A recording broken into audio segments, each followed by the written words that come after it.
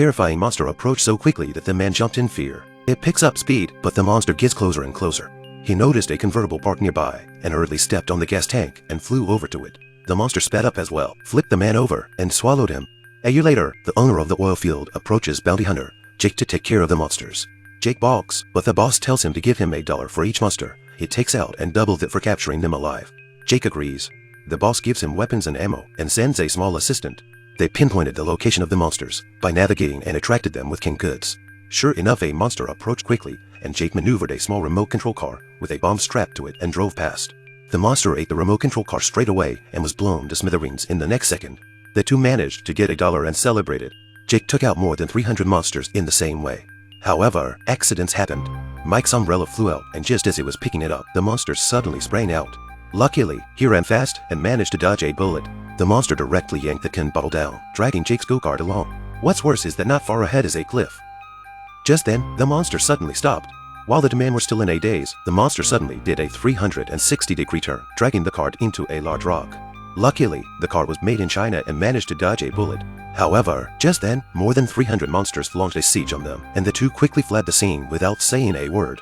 In order to completely eliminate these monsters, they spent 50 cents to hire Tom, an expert who was really great and blew up down scenes of monsters with remote control bombs. But Jake and Mike encountered an accident. A monster suddenly appeared in front of them, blocking the way. Panicked Jake accidentally drove his go-kart into a ditch. The two just climbed out of the ditch and were ready to fight back when they realized that the monster was a bit strange.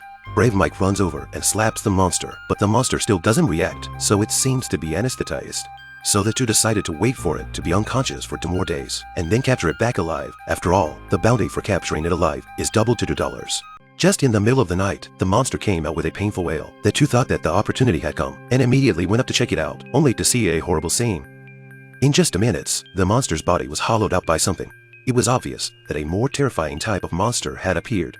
Feeling bad, the two of them ran away, only to find out that the resting point had also been destroyed by the monster after running for more than 300 kilometers. Jake suddenly found a car, and just as the two were about to drive away, an eerie shriek came out, followed by a cute little guy running out. The monster, which looked like a roasted whole lamb, was no ordinary human, only to see it open its little mouth and charge at the two. As a result, only 30,000 shots were fired, and the monster was riddled with holes. Just as the two were pleased with their shooting skills, more monsters chased after them, and the two hurriedly drove and fled back to the base camp. As they were about to escape with their young assistant, an accident happened, and the only car was eaten by the monsters as a snack.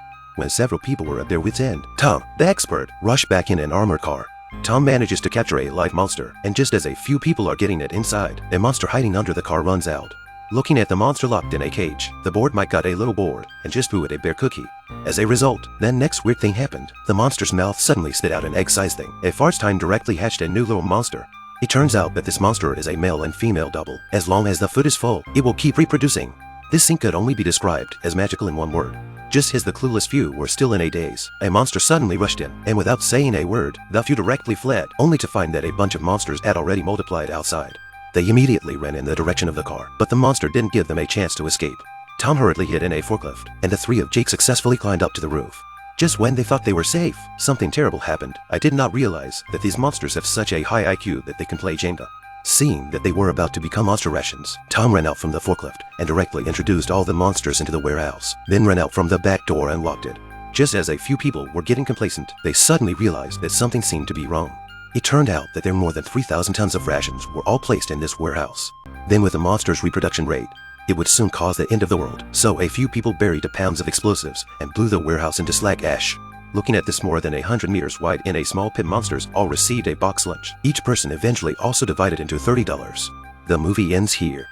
The theme of this movie is to face your fears and challenge the unknown. The three characters, Bert and Schaefer, even though they were facing a powerful monster in the center of the earth, they still chose to bravely confront it instead of running away. This also made me realize that only when we bravely face the difficulties and challenges in life can we truly grow and progress. The movie successfully builds a tense yet horror atmosphere with comedic elements. Although the setting is in a distant alien planet, the characters and their interactions in the movie make the audience feel intimate and amused. At the same time, the movie also cleverly incorporates some sci-fi elements, making the whole movie both tense and exciting as a thriller and lighthearted as a comedy. That's it for today's story. Remember to like and follow me if you like it.